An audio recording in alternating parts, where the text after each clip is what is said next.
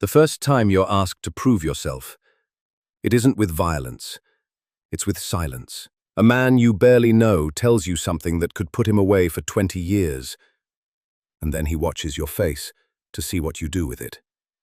You do nothing. You say nothing. And 3 days later, someone hands you an envelope and tells you there's more where that came from. That's the moment your old life ends. You just don't know it yet. This is POV, every rank of a mafia boss. Before we begin, this is a dramatized, fictional story created for entertainment. It's not a tutorial, not a real account, and not an endorsement of anything you're about to hear. It's a story about what power costs the man who climbs toward it. Now, let's start at the bottom of the ladder, where everyone starts, even the ones who end up owning it. Rank 1, the associate. You are nobody. That's not an insult, it's your job description. You run errands. You wait outside doors during conversations you're not trusted to hear. You drive men to meetings where you sit in the car, engine running, watching a diner window fog up while other people decide things that will shape your entire life. The money is small, but it's real, and it comes with something your old paycheck never had: belonging. The men you work for know your name. They ask about your mother. They remember that your father was a good man who worked himself into an early grave for nothing. And they say it like a lesson, not a tragedy. The day-to-day is boring in a way nobody warns you about. Hours of waiting, standing, watching. But underneath the boredom is a constant low hum of awareness. You are always being evaluated. Every errand is a test. Every silence is a test. The one thing you can never do is ask questions. And slowly, you realize that's the entire point. They're not testing whether you're smart. They're testing whether you can be trusted to stay exactly as small as they need you to be, until they decide otherwise. Your girlfriend thinks you work nights at a warehouse. Your mother thinks the extra money comes from overtime. The first lie is the hardest one. The next 50 are easy. Rank 2, the soldier. The ceremony is smaller than you imagined. A basement, candles, words older than your grandfather, spoken in a language you half understand. And when it's over, nothing looks different. But everything is. You're a made man now, untouchable in theory, owned in practice. Because here's what nobody tells you about becoming a soldier. You don't gain freedom. You lose it. Before, you could walk away. Nobody walks away now. Before, your mistakes embarrassed you. Now your mistakes belong to the man above you, and he takes them personally. Your day-to-day sharpens into routine. You have a corner of the world that answers to you. A few blocks, a few businesses, a few envelopes that arrive weekly, counted and correct.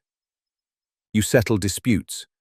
You keep the peace on your patch, because chaos draws attention, and attention is the one currency nobody can afford. The strange thing is how normal it becomes. You coach your nephew's baseball team on Saturdays. You argue about groceries. And on certain nights, your phone rings, and you become someone your family has never met.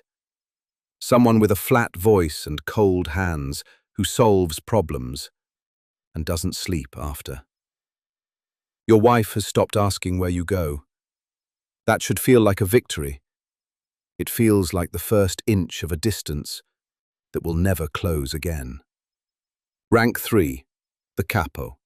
Now you have a crew, 8 men who eat because of you, and who would, you have no illusions about this, trade your name for their freedom if the walls ever closed in. Your job is no longer doing, your job is deciding. Who works, who waits, who's earned more, and who's become a liability, whose name is starting to come up in the wrong conversations. The money is genuinely life-changing now, and it flows upward as much as it stays with you.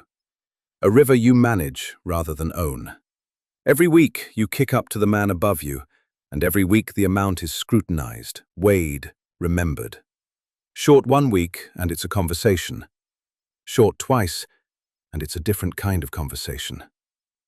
This is the rank where paranoia stops being a feeling and becomes a discipline. You assume every new face is wearing a wire. You assume every old friend arrested last month is weighing his options in a room you'll never see. You hold 2 versions of every man in your head, the one who's loyal and the one who flips, and you act on both simultaneously, forever. Your daughter asked you at dinner what you do for work. 11 years old, direct as a judge. And you heard yourself give the answer you've polished for years. Consulting, real estate, boring stuff, sweetheart. And you watched her accept it. And something in your chest closed quietly, like a door in a house you no longer live in. Rank 4, the underboss. You are now the second most powerful man in a world most people don't believe exists. Capos report to you. Disputes rise to you. The boss speaks through you, and half the time, the words are actually yours. He just doesn't know it, or pretends not to. The day-to-day is meetings. Endless, careful meetings in the backs of restaurants, on park benches, in cars with the radio up. You are a translator now. Between the boss's will and the street's reality. Between old men who remember how things were and young men who don't care. Every decision you relay makes someone rich and someone resentful, and you keep a running ledger in your head of exactly who is which. Here's the mathematics of your position, and you understand it with total clarity. You know everything, which makes you invaluable. You know everything, which makes you dangerous. The same knowledge that makes the boss need you is the knowledge that means he can never fully trust you. And you've watched what happens to underbosses who forget that. Half the men who held this chair before you didn't retire. You've stopped making new friends. Not as a policy. You just noticed one day that you hadn't in years. Everyone new is an angle. Everyone old is a history.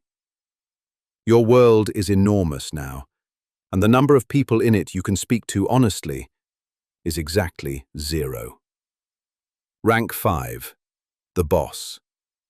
They stand when you enter the room now. Men twice your age, men who knew you when you were nobody, waiting outside doors. They stand, and they wait for you to sit first. You spent 30 years wanting this. It took less than 30 days to understand what it actually is. You are the most protected man in the city, and the most alone. Every word you speak becomes an order the moment it leaves your mouth, so you learn to say almost nothing. Every gift is an obligation. Every dinner has an agenda. Your closest friends are the men most likely to be told, someday, in a room you'll never see, that the organization would run smoother without you. Your day-to-day, from the outside, looks almost peaceful. Coffee in the mornings at the same cafe, where the owner refuses your money and you overpay him anyway. Meetings that look like conversations. Conversations that are actually verdicts. You touch nothing. You sign nothing. You are insulated by so many layers of loyalty and fear that the law may never reach you. And you know, better than anyone alive, that the law was never the thing most likely to get you. Sometimes, late, you think about the kid in the car outside the diner, engine running, desperate to be let inside. You made it inside. You made it all the way to the head of the table. And the table is quiet, and the chairs are full of men watching your face, the way you once watched others. And you finally understand what you could never have understood back then. Nobody owns this seat. The seat owns whoever sits in it. Every rank on this ladder promises the same thing, that the next one up comes with peace. It never does. The associate wants to be seen. The boss wants to disappear. Somewhere in the middle, every one of these men had a moment where he could have walked away and told himself he'd do it after one more step. So here's my question for you. Which rank do you think is the trap? The one where walking away truly stops being possible? Drop your answer in the comments. I read all of them. And if you want to climb another ladder next week, subscribe. The next POV is already coming.